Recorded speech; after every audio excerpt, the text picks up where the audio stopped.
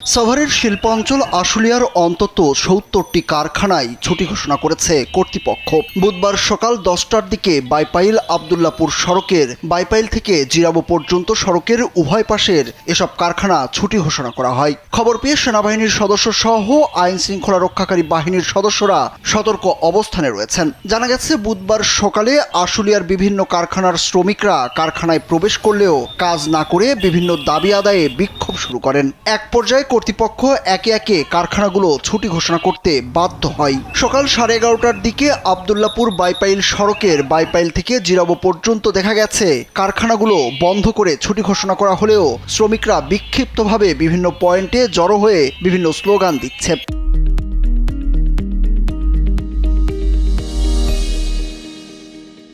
ফলে বাইপাইল আবদুল্লাপুর সড়কে সৃষ্টি হয় তীব্র যানজটের। ভোগান্তিতে পড়ে সড়কটি ব্যবহারকারী সাধারণ যাত্রীরা। পরিস্থিতি নিয়ন্ত্রণে কাজ করছে শিল্প পুলিশ, সেনাবাহিনী ও বিজিবির সদস্যরা। শিল্প পুলিশ 1-এর পুলিশ সুপার মোহাম্মদ সারওয়ার আলম কালবেলাকে বলেন, শ্রমিকদের বিক্ষোভের মুখে হামিম গ্রুপ, শারমিন সহ অন্তত ৭০টি কারখানা কর্তৃপক্ষ ছুটি ঘোষণা করেছে। পরিস্থিতি স্বাভাবিক রাখতে কাজ করছে শিল্প পুলিশ।